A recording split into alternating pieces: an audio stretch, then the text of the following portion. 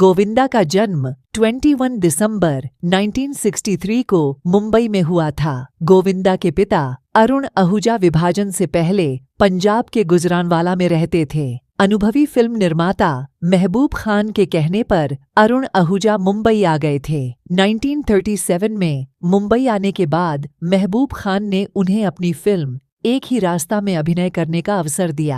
गोविंदा की माता नजीम मुसलमान थीं। धर्म परिवर्तन करने के बाद उन्होंने अपना नाम निर्मला देवी रख लिया था। निर्मला देवी भी फिल्म अदाकारा थीं। गोविंदा जब हिंदी सिनेमा में आए उस समय का दौर एक्शन और रोमांस का था। उस समय कॉमेडी के क्षेत्र में कोई ऐसा हीरो नहीं था जो फिल्म में लीड रोल निभा सके। गोविंदा के आगमन ने हिंदी फिल्मों में हास्य रस से भरपूर फिल्मों के दौर को फिर से अस्तित्व में ला दिया है।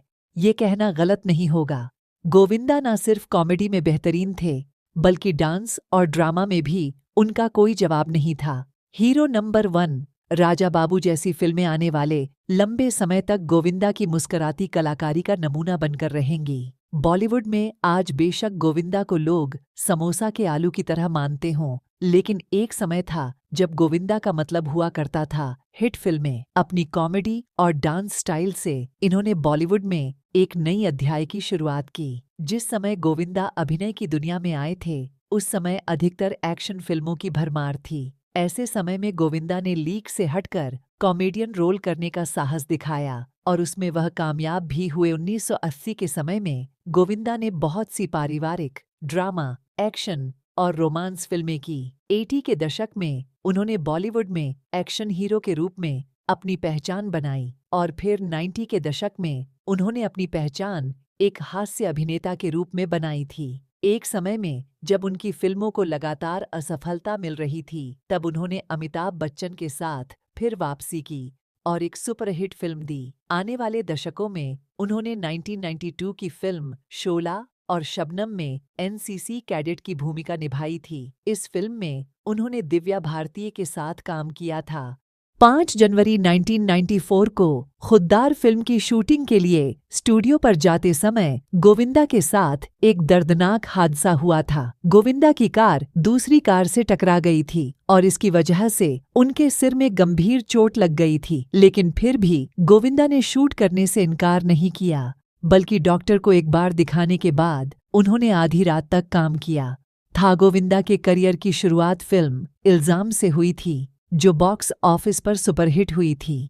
इसके बाद उन्होंने कई फिल्मों में काम किया और उनके काम की सभी ने सराहना किया।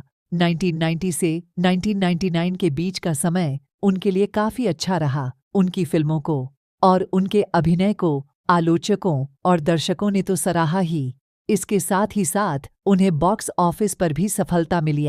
उन्होंने कई फिल्मों में 2 किरदार निभाए हैं और फिल्म हद कर दी आपने में तो उन्होंने हद ही कर दी, जब एक ही परिवार के 6 अलग अलग सदस्यों का किरदार भी उन्होंने खुद ही निभाया। उन्हें नन 1 का भी खिताब हासिल है क्योंकि उनकी 6 फिल्मों के नाम के अंत में नन 1 लगा हुआ है। उन्होंने लगभग अपने अपने समय के हर अभिनेताओं के साथ काम किया है। उनकी डांसिंग स्किल्स की दुनिया दीवानी है और फिल्म इंडस्ट्री में वे एक अच्छे डांसर के भी रूप में मशहूर हैं।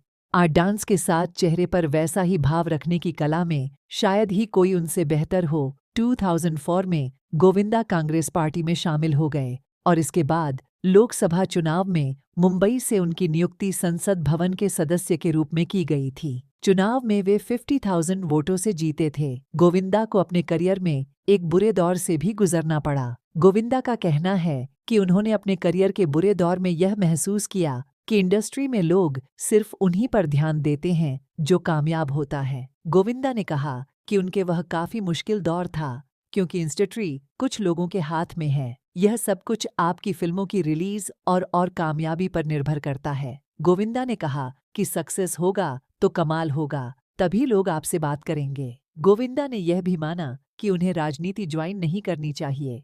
उन्होंने कहा कि वह खुद क्षेत्र में स्थापित करने में असफल रहे।